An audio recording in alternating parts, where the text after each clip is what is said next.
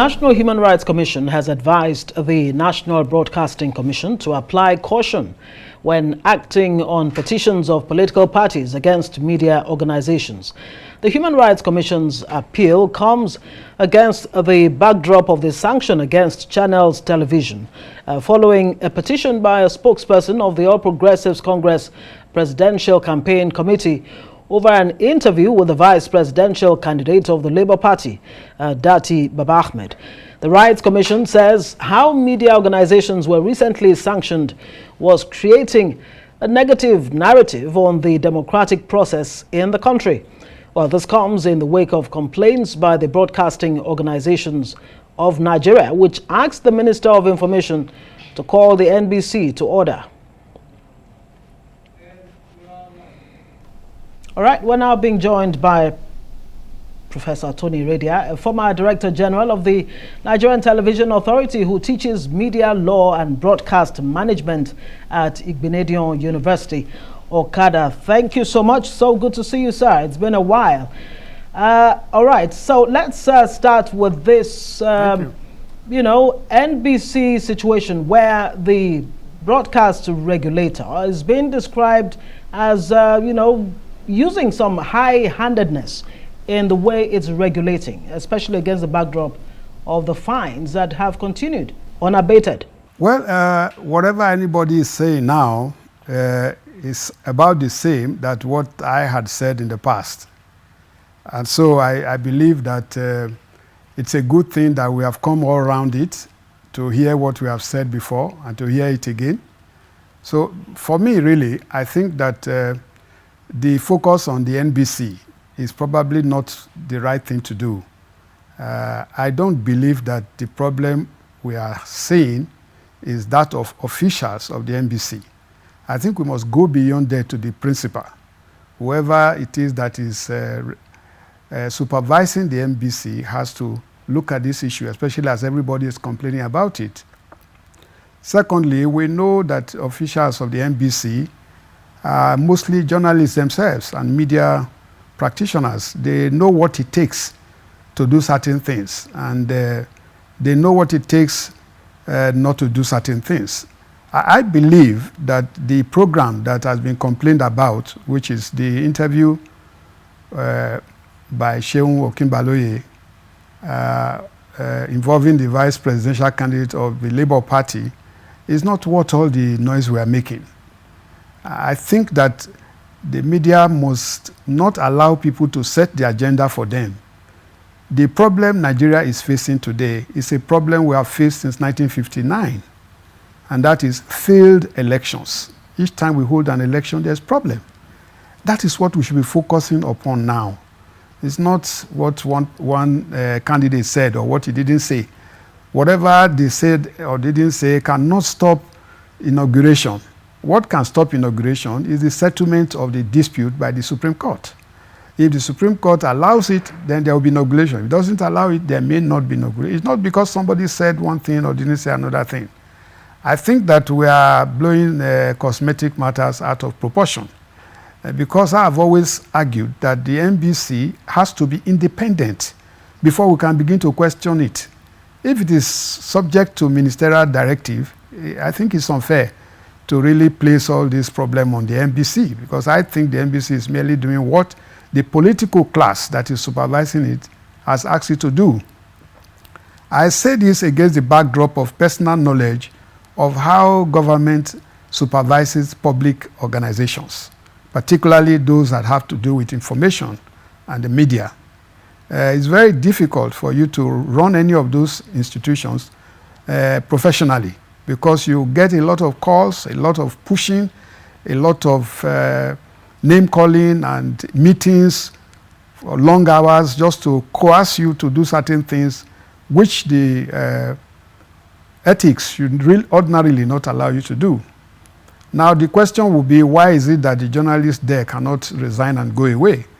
Well, that would be simplistic, because I don't think that there's anybody that can resist the political class in Nigeria. The political class is so wealthy that they can do and undo. They can influence the media, they can influence the regulator, they can influence the judiciary, they can influence the Electoral Commission. if you recall, when the elections were coming, we all drew attention to so many people that were being brought into the Electoral Commission that were non-partisan. And therefore, we expected there would be some Professor Iredia, let me jump in here. The People in Authority insisted.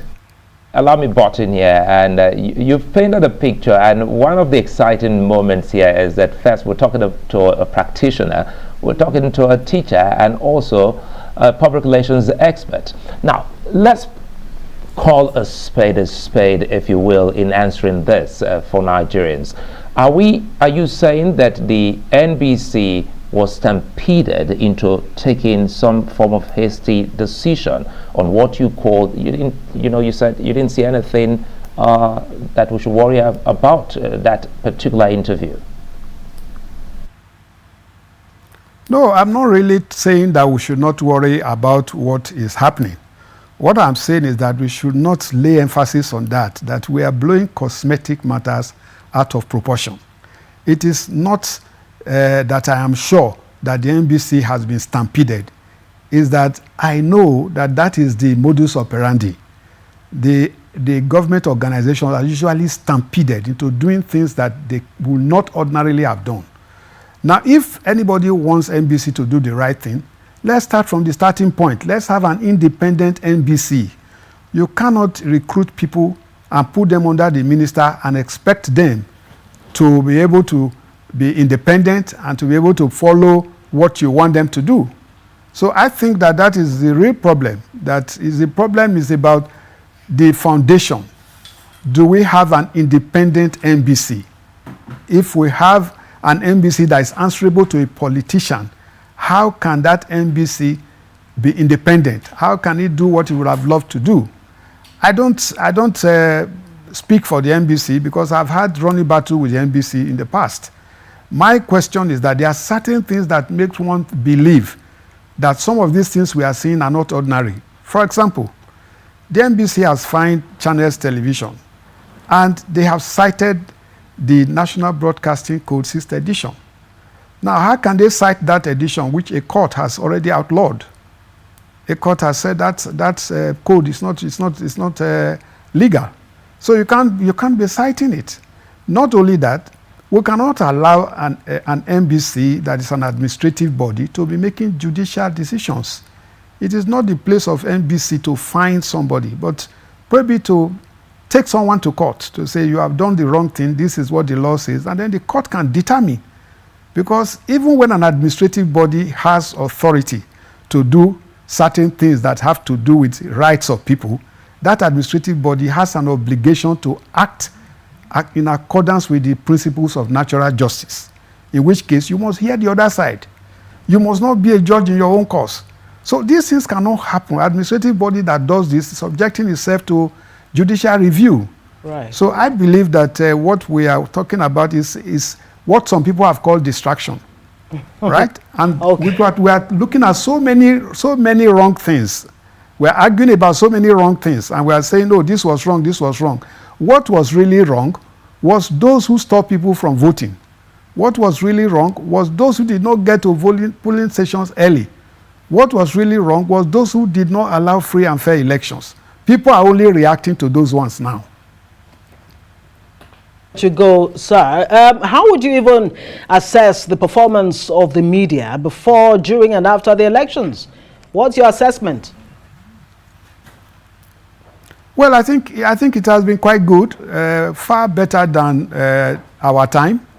Not because the personnel are better, but because they have better and sophisticated facilities. So surely they will be able to do far better than we have done. I think that the media did quite well to a very large extent, but there are areas for improvement. For example, I think there's too much of media trial going on now. Television stations and radio houses, they call people to their studios to come and discuss issues that are already in court. That is tantamount to media trial. There is no need for that. There is no need to give a chance to anybody to come and quote Constitution for us on TV when the case is before a court. Let them go to that court and quote those provisions. At the end of the day, the court makes a decision, then we all follow that decision. But as it is now, once an issue comes up, the issue is being heard in court, it's being debated on TV, it's being debated on radio. I think the media has a primary responsibility to stop that. They should not allow people who are so much interested in publicity take over judicial functions by coming to debate topics that are already before the judges on the pages of newspapers, on television and radio. I think that's one thing that the media must do. The media must follow its report to its logical conclusion. And I want to repeat that when, for example, we heard that some people, that the security agencies have uncovered a plot, I would have expected the media to be on the security agencies and they tell us who are those that were doing this plot. What are their names? What has happened so far? Have they been arrested? Those are the things we should be listening to now, not fresh stories that are contradicting the old ones. NBC says, or rather INEC says they had glitches. Minister of Information says that there was a cyber attack. Those are not the issues we should be talking about now. Those, to me, are distractions. And the media can make these distractions be less important if they focus on the issues. If somebody raises an issue, let's take it to its logical conclusion. Let's know who are those plotting. What are they plotting for? What is it about? What's the latest? Let's hear that, not new ones, new allegations that are virtually taking us away from the present trend that we are supposed to be in now, which is election petition. That's where we are now. We are not in the area of allegations and all those other issues. And if truly there are allegations, the security agencies, they know what to do about allegations. It's not an announcement. The people who are plotting should be arrested. And then they should be brought to court. Professor Iredia, I'm afraid we're out of time. I really do hope we'll have time to have this conversation again. From the and master. also speak about your views about being in the classroom. Many thanks, Professor Tonnie Iredia, for speaking with us here on Newsnight. Thank you very much.